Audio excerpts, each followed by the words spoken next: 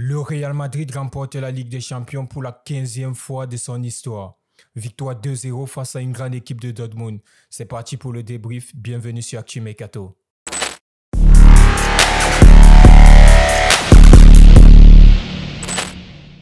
C'était une finale très attendue qui s'est déroulée hier soir du côté de Wembley, qui est un stade mythique et historique pour le football européen. Le Real Madrid accompagné par Mr. Carlo Ancelotti et de l'autre côté le Borussia Dortmund avec ce coach-là qui a réussi à relever et à sortir les bons côtés de cette équipe du Borussia qui est Edin Terzic.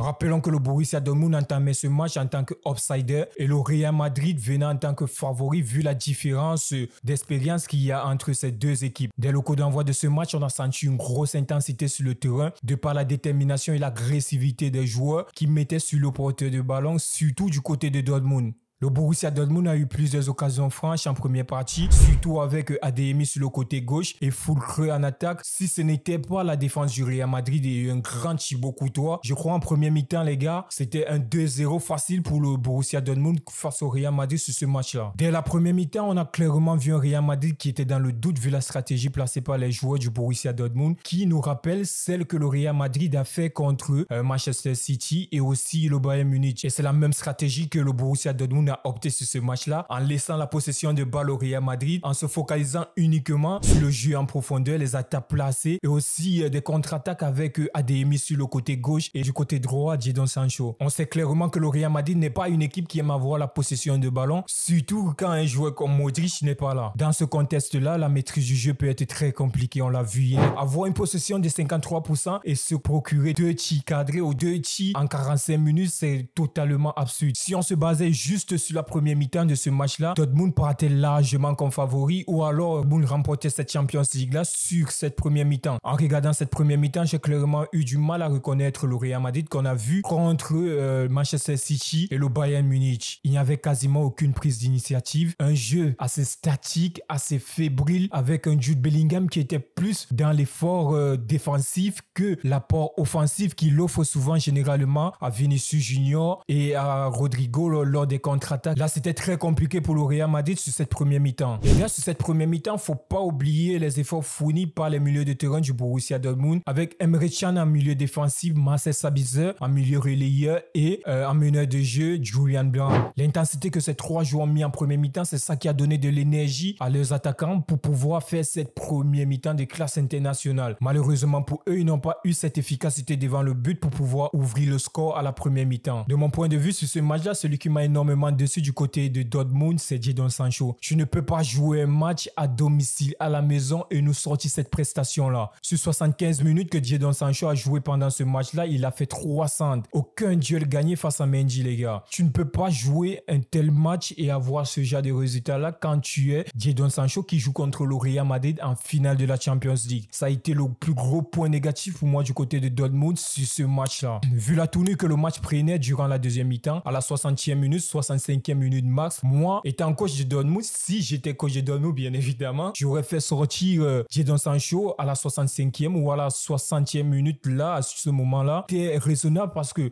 à partir de la deuxième mi-temps, on n'a plus vu Jadon Sancho de tout le match. Le moment clé de ce match, 73e minute, corner, centre de monsieur Toni Kroos, le maestro, il dépose un centre millimétré sur la tête de Cavaral, golasso du Real Madrid. La première partie de cette période, je l'ai vue dans un bar parce que j'avais un problème avec ma chaîne et tout. Je suis allé dans un bar et là, il y avait quasiment tous les supporters du FC Barcelone et j'étais le seul. Imagine-toi, tu es le seul supporter du Real Madrid dans un bar où il y a tous des Catalans. C'était très difficile, mais la deuxième partie, je suis rentré à la maison pour regarder la deuxième partie et là, j'ai pu m'exprimer. Parce que là-bas, à chaque action de Vinicius, quand tu criais un peu, je regardais là, tu vois les yeux sur toi, ça fait un peu bizarre. 73e minute, but de Cavaral. J'ai vraiment mal parce que là, Toni Kroos, il lui reste max 8 matchs s'il arrive jusqu'en finale de l'Euro. Voir ce joueur avec un tel talent prendre une retraite à 34 ans alors qu'il est au sommet de sa forme avec cette saison qu'il vient de faire là. Mais c'est normal, on comprend. Chez les Allemands, ils ont cette habitude-là. On l'a vu avec Philipp Lahm, avec Bastian Schweinsteiger, avec aussi Schürrle qui ont pris leur retraite assez tôt, 32 ans, voire 35 ans max pour eux. Personnellement, je comprends sa décision. Il a 34 ans. Là, il veut passer plus de temps avec ses enfants, ses 3 enfants et tout. On comprend. Là, on va parler de Dani Carvajal. Que dit de Dani Carvajal?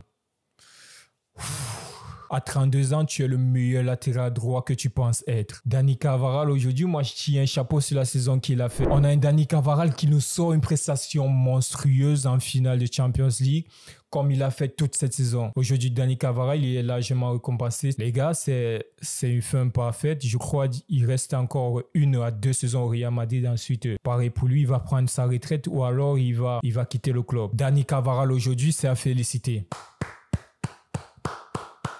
Nous sommes à la 83e minute de jeu. Une perte de balle de Matsens. Bellingham récupère le ballon. Il fait une passe décisive à Vinicius Junior. Finition parfaite. Si c'était le Vinicius Junior de 2018-2019, dans les prochains épisodes avec toute sa panoplie, sa qualité et aussi l'apport, son développement cette saison. On va revenir dessus avec une vidéo assez complète là-dessus. Là, pour le moment, on va pas s'attarder sur Vinicius Junior. Très beau but. Potentiel Ballon d'Or 2024. On attend la Copa. En résumé de cette finale, les gars, cette performance du Real Madrid et du Borussia Dortmund restera dans les annales du football et de la Ligue des Champions. Avec un Bellingham qui gagne sa première Ligue des Champions, Toni Kroos qui prend sa retraite en remportant une Ligue des Champions, Vinicius Junior qui sera potentiellement Ballon d'Or avec beaucoup de révélations, Füllkrug, l'avant-centre de Dortmund. Le retour de Thibaut Courtois, les gars, on a été servi. J'ai oublié un grand homme, Monsieur Antonio Rudiger, désolé. On reviendra encore sur les performances du Real Madrid dans les prochains épisodes. Ce fut une belle campagne de Ligue des Champions, merci les gars. Pas si vous vous rendez compte, on a passé une saison à jouer avec Tchouaméni en défense centrale, sans avant-centre réellement. Là, les gars, le Real Madrid a prouvé une fois de plus que le football se joue à 11, mais à la fin du match, c'est le Real Madrid qui sort vainqueur. Nouvelle étoile à la Madrid, Ina Damas.